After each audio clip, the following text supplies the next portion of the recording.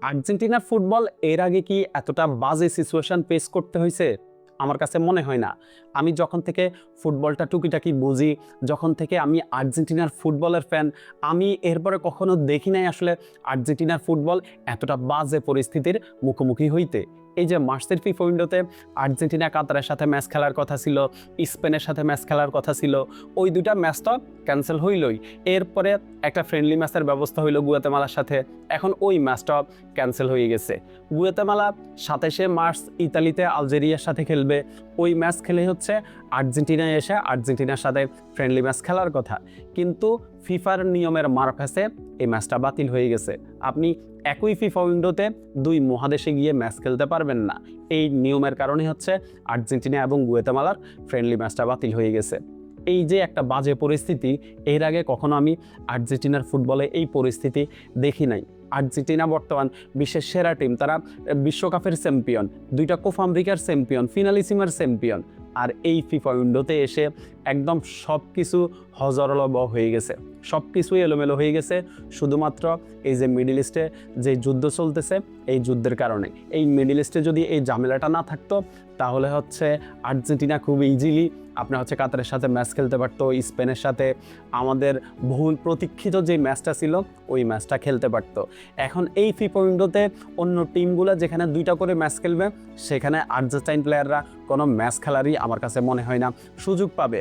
যদিও গতকালকেও ক্লদিও তাফিয়া বলছে, এফএ প্রেসিডেন্ট, আপনার হচ্ছে আমরা এখনও খোঁজখবর নিচ্ছি, আমরা 27 মার্চ এবং 31 মার্চ আমরা দুইটা ম্যাচ খেলার ব্যবস্থা করব, কিন্তু এই অল্প সময়ে আমার কাছে মনে হয় না শেষ পর্যন্ত দুইটা ম্যাচ খেলা সম্ভব হবে। একটা ম্যাচ খেলা সম্ভব হয় কিনা আসলে সেটাও নিশ্চিত না। ওইখানে দুইটা ম্যাচ খেলা তো আমার কাছে মনে হয় না কোনোভাবেই সম্ভব হবে।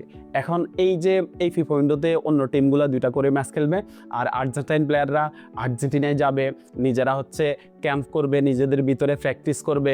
এরপরে আমরা কিছুদিন আগে শুনছিলাম যে আর্জেন্টিনা অনূর্ধ্ব-20 টিম যেটা আছে ওইটার সাথে ফ্রেন্ডলি ম্যাচ খেলবে। আমার কাছে মনে হয় যে প্রস্তুতি আসলে এভাবেই নিতে হবে।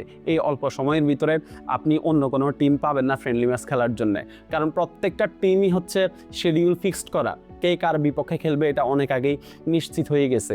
এই মুহূর্তে আপনাকে আসলে কেউ হচ্ছে ম্যাচ দিতে পারবে না, কেউ হচ্ছে কারোর সাথে ম্যাচ বাতিল করে আপনাকে ম্যাচ দিতে পারবে না। সব কিছু মিলিয়ে একটা গোলাটে পরিস্থিতি তৈরি হয়েছে।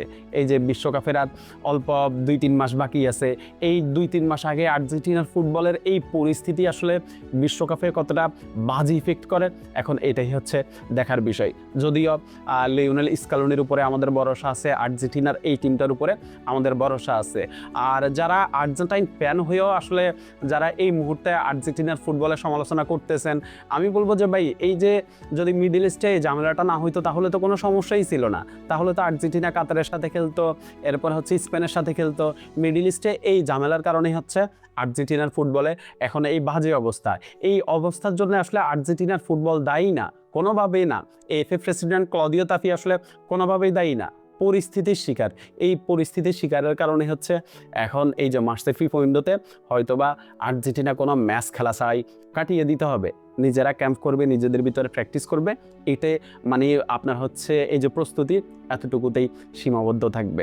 এখন দেখা যাক শেষ পর্যন্ত ক্লদিও তাফিয়া যেহেতু বলছে যে 27 মার্চ এবং 31 মার্চ দুইটা ফ্রেন্ডলি ম্যাচের ব্যবস্থা করবে, শেষ পর্যন্ত ব্যবস্থা করে কিনা আমরা সেটার জন্যই অপেক্ষায় থাকি। ধন্যবাদ সবাইকে।